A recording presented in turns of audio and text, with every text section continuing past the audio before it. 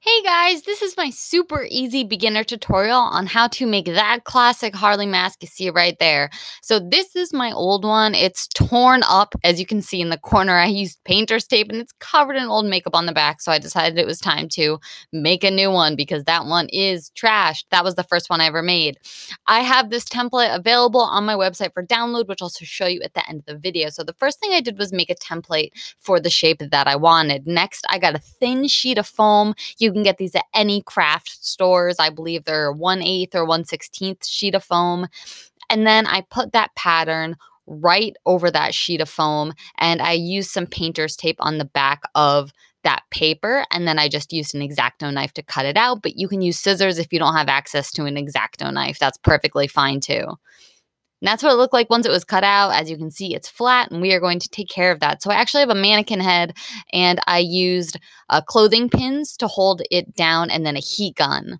If you don't have a heat gun or a mannequin head, you can always use a blow dryer and then just put it on your face and make sure it's not too hot. But as you can see here, I'm not actually inserting the pin into the foam. I'm inserting the pin into the styrofoam and then kind of just bending that top part over the foam to hold it down because I didn't want holes in the foam. Next, I went in with my best friend, Plasti Dip, and I coated that entire mask in Plasti Dip.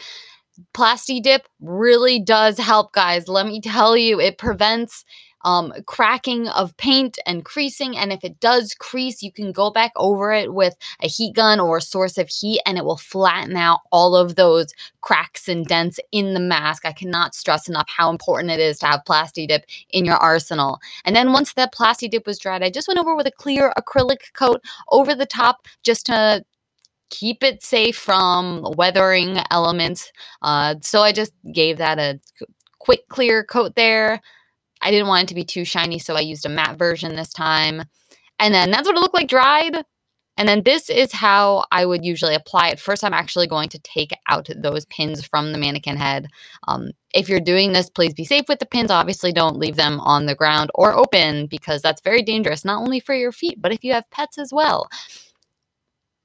So I'm removing all of those pins from the mask and the mannequin head. The mannequin head's covered in black, but that's okay. I'm still going to use it for my cowls and my wigs. There's nothing wrong with having a little paint on a styrofoam mannequin head. So once I had all of those pins out, I made sure to safely close that lid. And I took the mask off.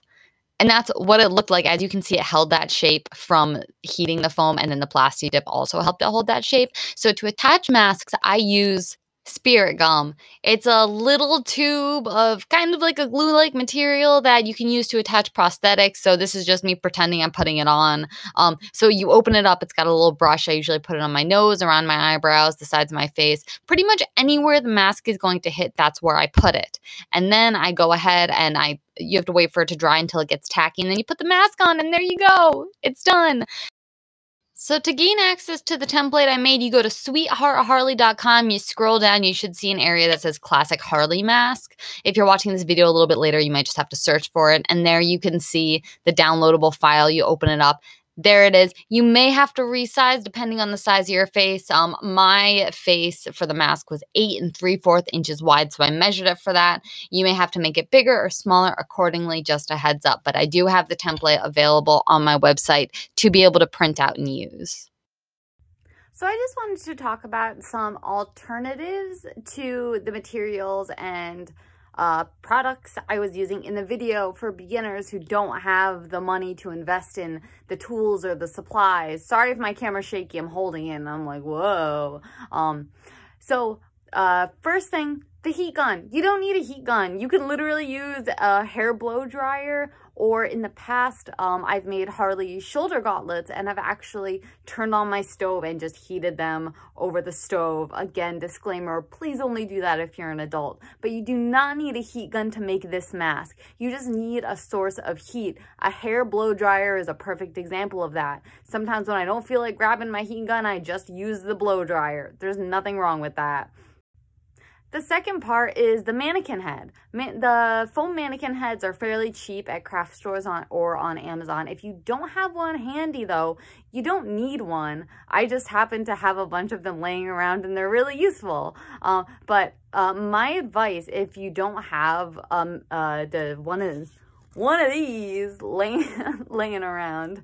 My advice is once you heat your mask, is wait for it to cool a little bit so it doesn't burn you, and then just place it on your face and hold it down where you want it to stay. And then just keep reheating and reholding, and then your mask will eventually take the shape that you want it to. So you don't need a mannequin head or pins or anything like that. You can just heat the foam slightly a little bit and then hold it to your face. Again, be very careful. If it's hot, do not put it on your skin because it can cause burns. Disclaimer right there.